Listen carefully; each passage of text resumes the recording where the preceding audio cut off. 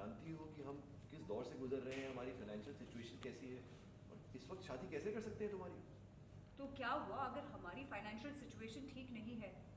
इसका बड़ा भाई है ना दूसरा, हमारा सो कॉल्ड दूसरा बेटा लाल, हेल्प करेगा ना? इसी काम करेंगे। काकी माँ, मैं शादी का खर्चा कैसे उठाऊंगा?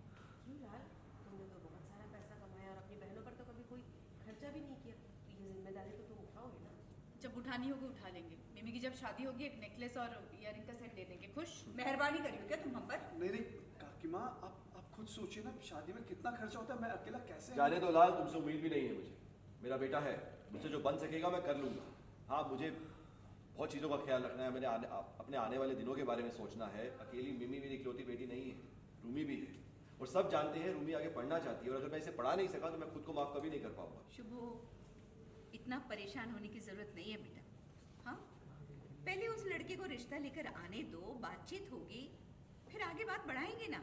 हाँ, और मैं क्या सोच रही थी कि मिमी की शादी से पहले हमें छोटोन की शादी के बारे में नहीं सोचना चाहिए? हाँ, ठीक है माँ, अगर आपको अपने छोटे बेटे की शादी करवानी है तो करवाइए, मना किसने किया है? वैसे भी माँ, आपकी आने वाली छोटी बहू तो जॉब करती है, सबका ख्याल रख सकती है, पैसे भी दे सकती है। हाँ, छोटोन को भी थोड़े बहुत पैसे दे देगी। अब तक तो इन्होंने छोटोन को संभाला है, अब उसकी बीवी संभालेगी उसे।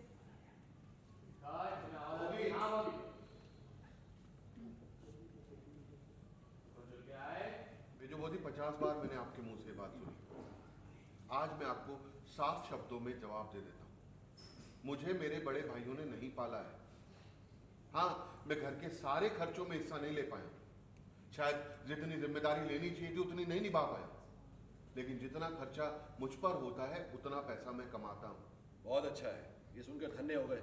जो इल्जाम मुझ पर लगा है वो गलत है बेटा।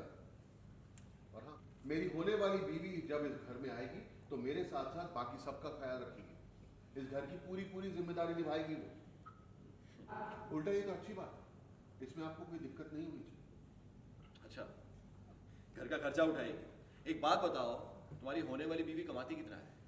एक हेड मिस्ट्रेस ही तो है, कितनी सैलरी होगी उसकी? तुम्हें पता है इस घर का खर्चा कितना है? खर्चा उठाएगी। शुभो, नहीं मतलब छोटोन ऐसा नहीं कह रहा है। उसके बोलने का मतलब ये है कि मीनू शादी करके इस घर में आएगी तो जितना बन पड़ेगा उतना करेगी ना। हमें छोटोन की शादी के बारे में सोचना चाहिए। तो हाँ माँ, करिए, बातचीत शुरू करिए। मैंने कब मना किया है? और मुझसे कौन सा पूछ के इसने डिसाइड किया था कि ये मीनू से शादी करने वाला है? हमारी तो चलती नहीं है इस घर में।